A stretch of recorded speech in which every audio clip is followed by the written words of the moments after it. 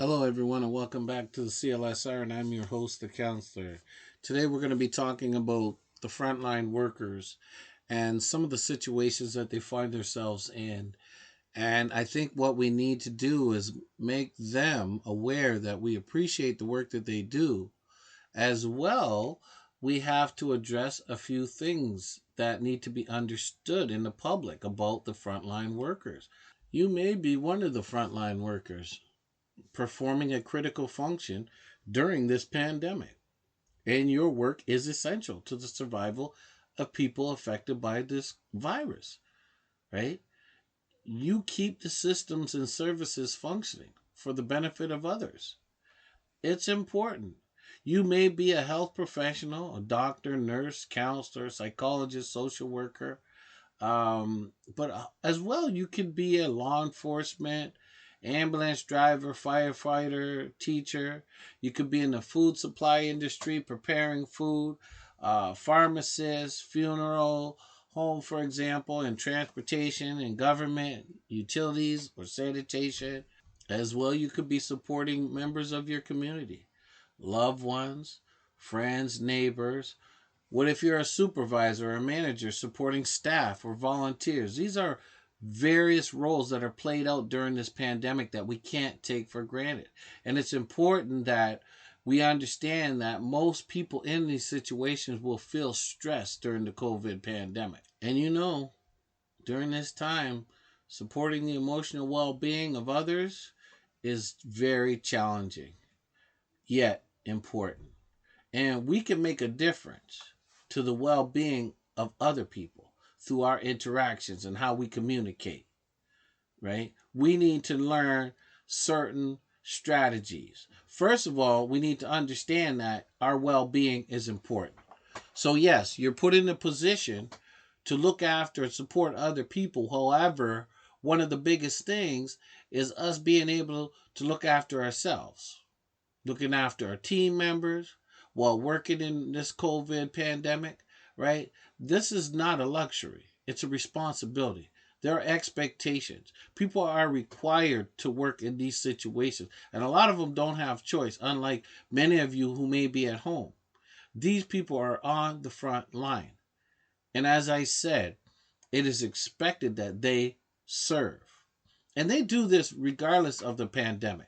Just now, we're actually appreciating the role that these individuals are playing. And remember, without these people, there is no response, right? These people are the essential, and I have to emphasize, critical part of fighting this COVID-19 pandemic, right? You are definitely making a difference. Without our frontline workers, we'd all be lost. And it's understood throughout this country that we are in a little war. And that means a health scare, a health pandemic, and we have to have all our fighters on the front line taken care of. But first, they got to understand that they got to take care of themselves. You could be facing many demands, and people need to understand they are facing various demands in this environment. They're going to have longer work hours without adequate resources or protection, right? The government is trying its best to keep up. However, it's challenging, right? Because this is something we've never heard of before. They have to deal with COVID-19 related stigma and discrimination, fear for their own safety and the safety of their loved ones in their own home. Remember, these people go to the front line, but they have to go back home. And they have children, they have families. So they could be affecting their families. So those people who sit there and say, thank you very much, you don't even understand the level to which these people commit not just themselves, their lives of them, their family. They're putting their families' lives at risk as well because they are dealing with frontline issues and health concerns. So they have no choice, right? They have to care for family members, or they might even have to go and quarantine themselves. I mean, I just heard recently that in Europe there was 137 doctors that died. Well, they're dying here too. Support workers, doctors, everyone is on the front line is being impacted. They might have to go into quarantine themselves. They find that the stories, you know, can help by them talking about what's going on. Well, today we are talking about this because we need not only to hear their stories, but we need to get an understanding, right? That many people will feel stressed and exhausted when they're working in this response of this disease. This is natural given the difficulty of the demands out there. Everyone reacts differently to stress, right? And they're going to experience the physical symptoms, headaches, difficulty sleeping and eating, behavioral symptoms. At times, they might even feel some low motivation to the work. Increased use of alcohol or drugs may occur because they're trying to deal with such a stressful situation, right? Disengaging from religious or spiritual practices due to the overwhelming demand. Emotional symptoms such as fear, sadness, anger, any way that these people out there, our frontline heroes, can cope, they're trying to cope. And they're trying to do the best that they can. And I want everyone to know that this is not just because of the pandemic. This is what they do now. But when you see that you're at home and they're on the front lines, you realize that, wait a minute, this is something that they're required to do. However, they've been doing this all along, right? And what happens is these frontline workers have to be able to identify their stress, right? Because they have to be able to take care of themselves. If you can't take care of yourself, you cannot take care of anyone else. They have to look after themselves. They have to try as much as possible to help manage their stress on a daily basis. They have to find out what works best for them personally, right? They need to manage daily and try each day to be their best. I suggest stay up to date with the accurate information about COVID-19 and follow safety measures to prevent infection. They have to learn to take breaks from COVID-19 media when needed because the media can be overwhelming. All the information, all the deaths, all the statistics, daily news conferences from politicians, that could be overwhelming as well. So if you're going to take care of yourself and you're a frontline worker, you have to stay up to date, but don't overindulge in the information where it becomes depressing. A lot of them don't have time, but they will see media, and the media is not hard to access. It's easy. However, many of them are busy, but when you do take your breaks, do not indulge in the media. Kind of limit some of that to focus on your work. As well, they have to eat well and get enough sleep and exercise physically every day. Find ways to be physical, even if it's in a closed environment. Go for a walk, get some fresh air. That is taking care of yourself. Frontline workers also would benefit from doing an activity they enjoy, finding meaningful every day. Like if they love doing art, reading, doing their prayers, talking to friends, communicating, doing things that they love, activities that they enjoy, that's going to help with their well-being. They need to take at least 5 minutes out of their day to talk to a friend, a family member, or a trusted individual on how they are feeling, what they're going through, what emotions they're experiencing, what is bringing them up, keeping them up, or what's bringing them down. Communication is key to taking care of yourself.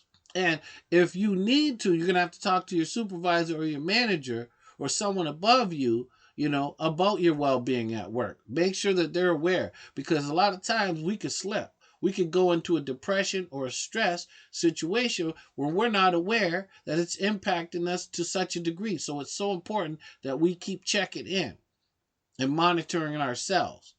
And if we feel that we can't do it, we don't do it, right? We don't want to stress ourselves to the point of breaking. So the best thing to do is maintain constant communication.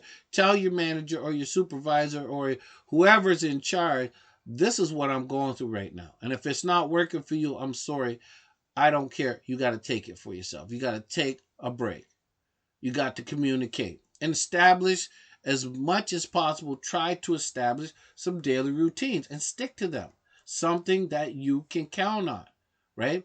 You need a planner. Try to get a planner in your hands and establish yourself a schedule and a routine that is consistent. Eliminating all these extra worries and thoughts. Do your best as well. And I know it's not going to be easy for some frontline workers to limit the what? Alcohol and drug intake, or even caffeine and nicotine. Minimize the use of these things. These might seem to help in the short term, but they can lead to lower mood, anxiety, difficulty sleeping, and even aggression that affects these individuals from these substances, right? They do wear off through time, but if you are consuming too much of any of these substances, you can cut down by reducing the amount available in your household, within your immediate vicinity. But you do need to know that there are ways people try to manage their stress, and it is through substance use. And you don't want to do that because you're not going to be at your best. You're not going to be alert. You're going to be making mistakes. Your fear and anxiety might be emphasized due to these substances. Some people say, I need these substances to survive. However, no, this is the time where you limit that amount. Right? People say, no, I got to have my coffee every day. That's how I function. Well, there will be people who do not listen to me. However, I do say you really have to regulate it. You really do. Because also, if you are one of those individuals who's going out for that coffee, right, or going through that drive-through, if you break it down, I didn't say you have to stop completely. However, I'm saying reduce it dramatically because it also reduces contact out there, right? And at the end of each day, make a list. Try to make a list, whether it's in your head or write it down, of ways you were able to help others and things you were grateful for. I helped this person through their surgery. I stayed and supported this one. I made sure this individual had a breathing machine. It was monitored. I made sure they were clean. I made sure they got the necessary documentation that they needed. I made sure that I not only went above and beyond, I'm grateful for the service that I've done, and I was there, and I appreciate that. I know my role, and I'm doing something that's actually helping. But you also have to be realistic about what you can and cannot control.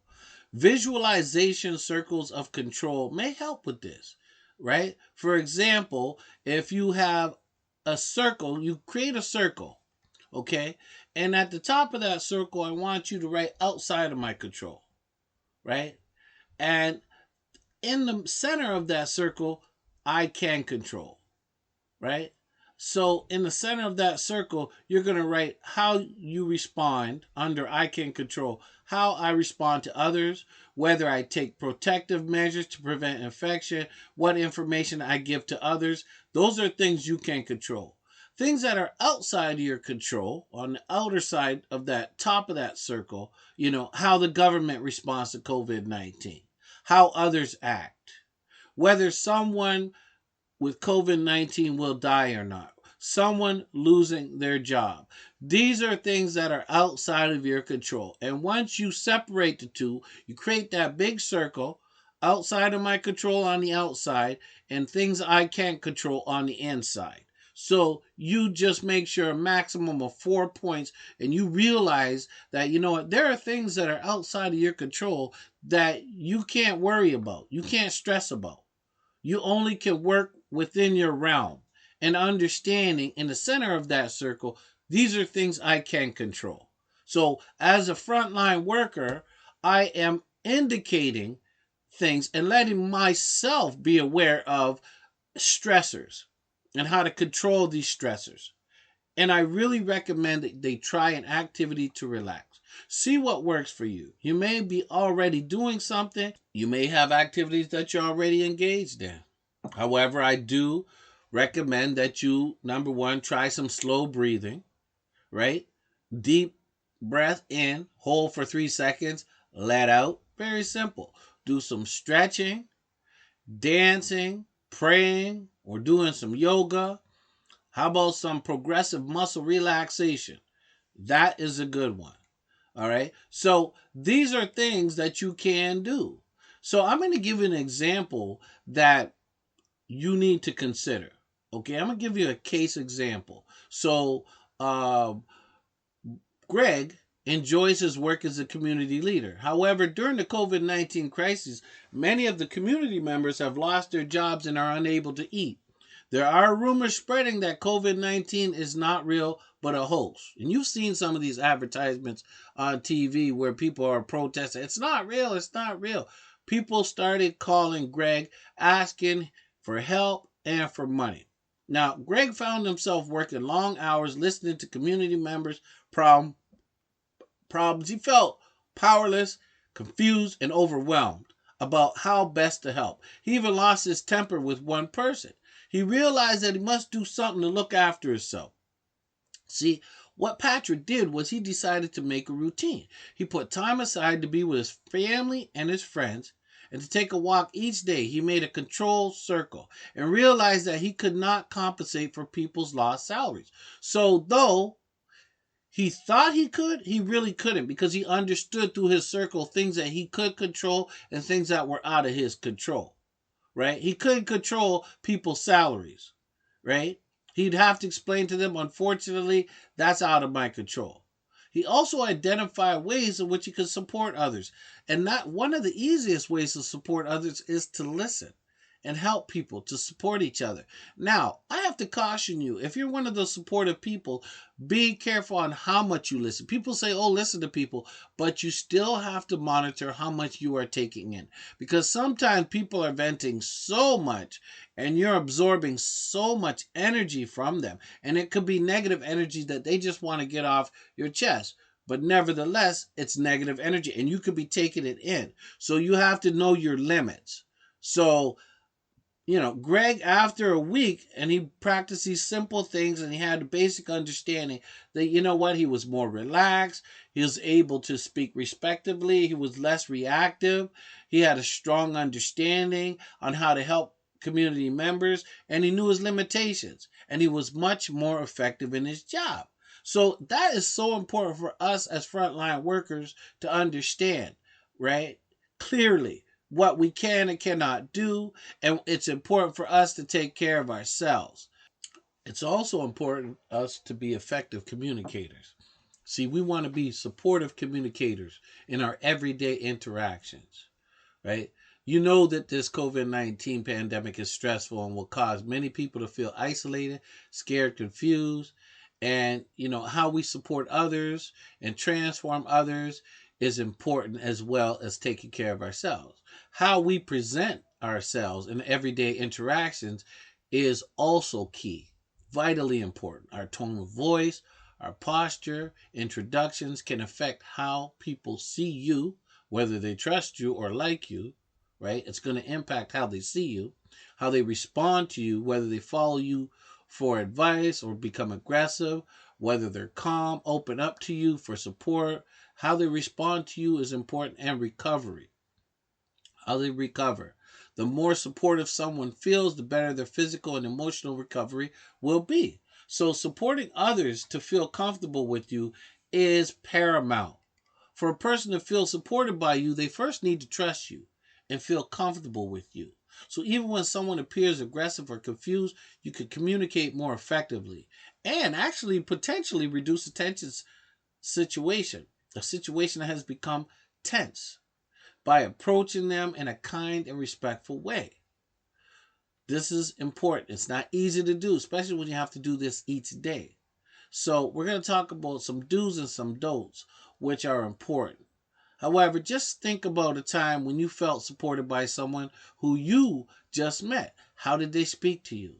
How did they hold themselves up in front of you? Were they supportive? Did they build rapport? How did they appear physically? So, certain things that you want to do and certain things that you should not do. Okay? So, first of all, what you want to do is keep an open and relaxed posture. Don't cross your arms. It says a lot about you. It's almost standoffish. Look at the person. That's what you want to do. You want to keep an open and relaxed posture. Look at the person. Use culturally appropriate eye contact to support the person to feel relaxed and heard. And clearly introduce yourself. Tell them your name and your role. Maintain a calm and soft tone of voice with a moderate volume.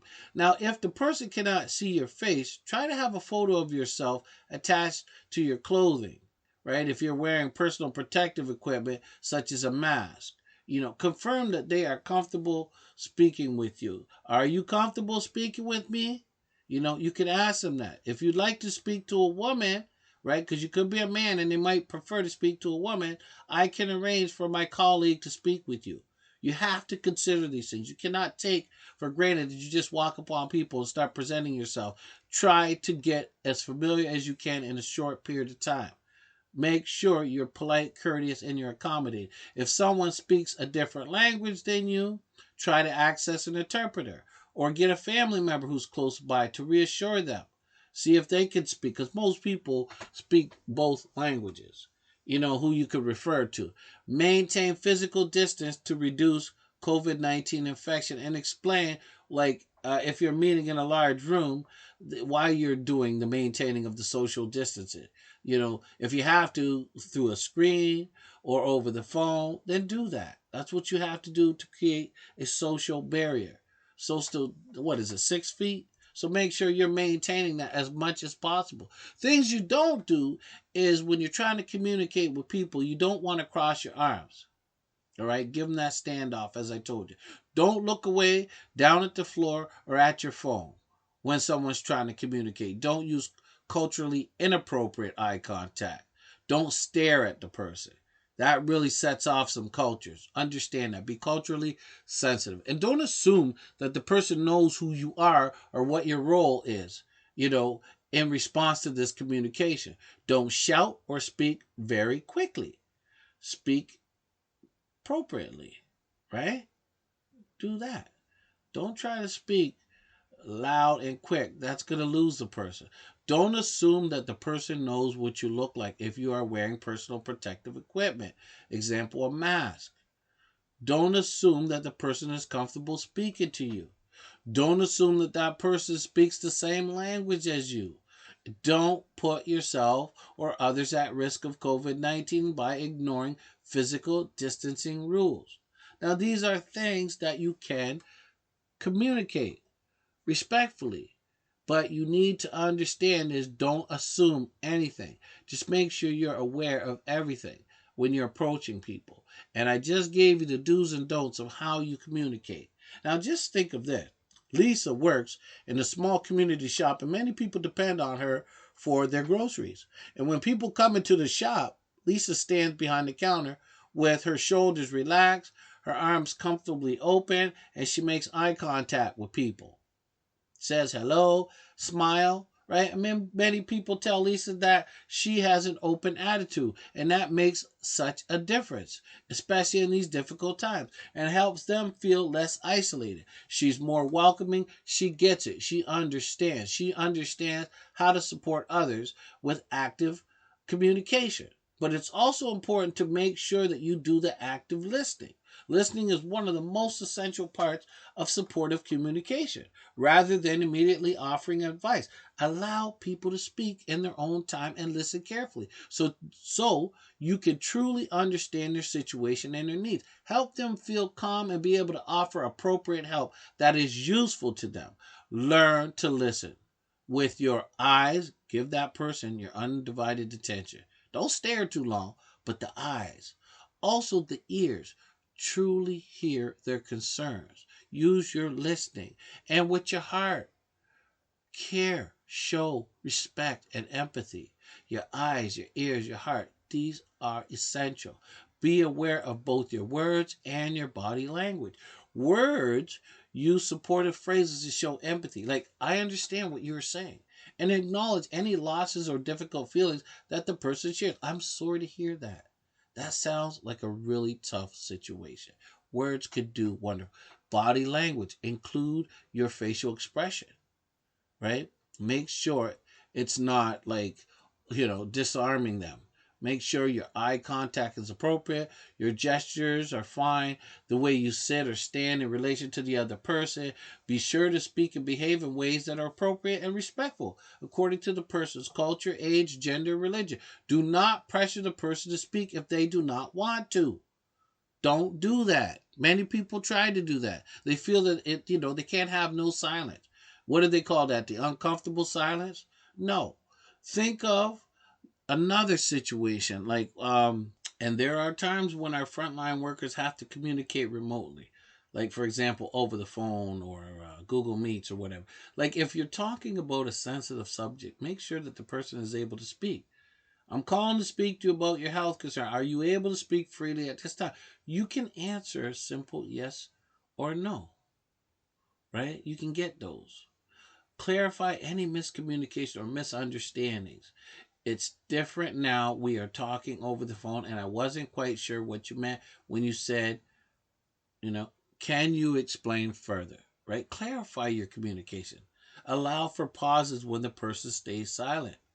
Don't be one of those individuals that very uncomfortable with silence, and then you can't handle, so you feel you got to fill it in. No.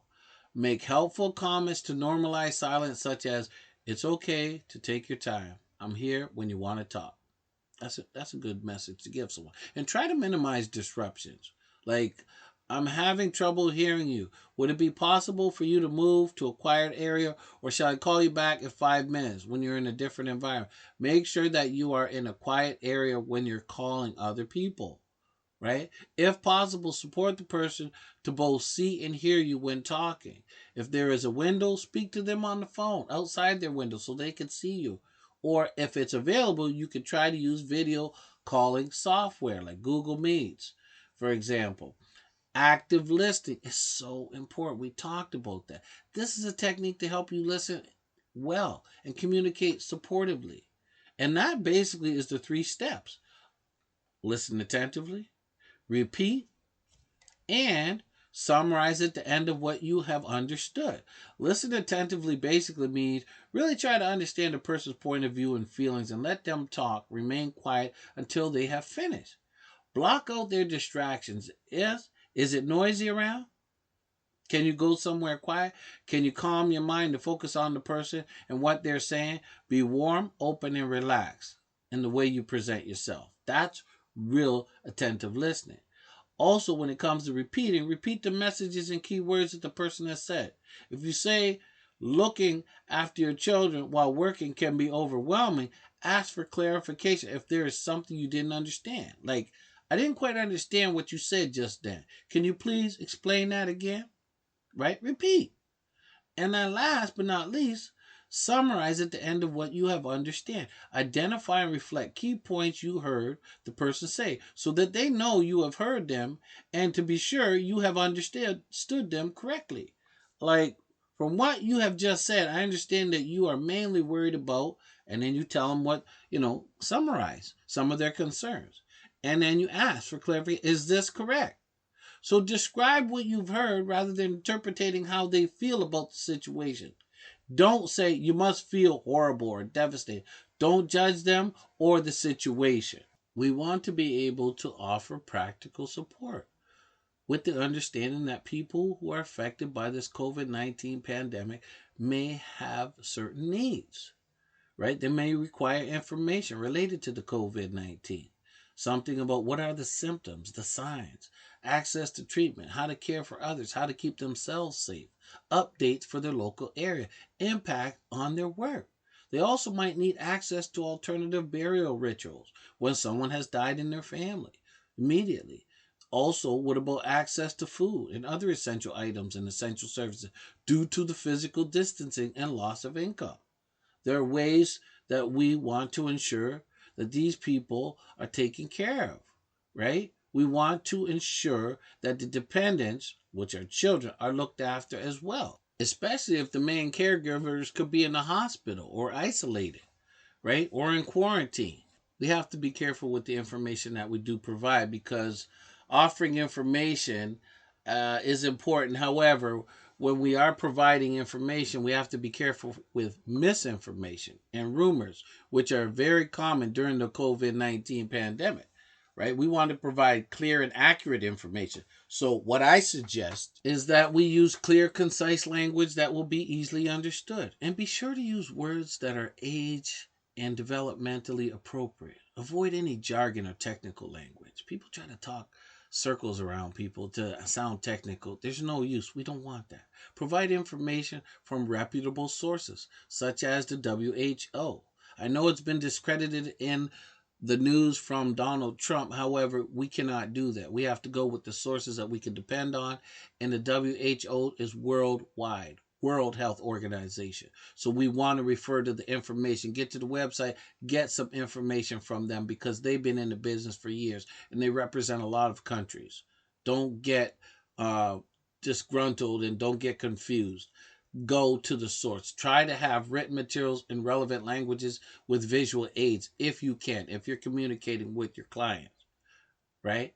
When needed, have a translator. As we said earlier, if you can get a translator, you might have to get a family member who speaks English. Just make sure that they're well versed in the English language. If you do not know something, you got to be straight up. You got to be honest about this rather than trying to guess.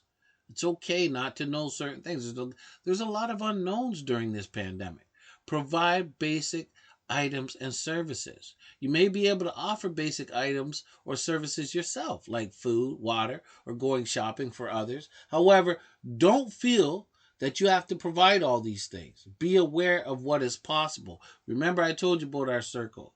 Identify what is in your control and what is not. Don't overextend yourself, especially if you're a frontline worker. You're going to feel the need to because there's going to be a lot of needy people who will be crying, complaining, trying to vent, and you're going to be in a position where you're vulnerable, whereas you're going to learn to open up and feel obligated to take care of some of their worries. Well, there will be instances where you can't do that, and you do not want to do that.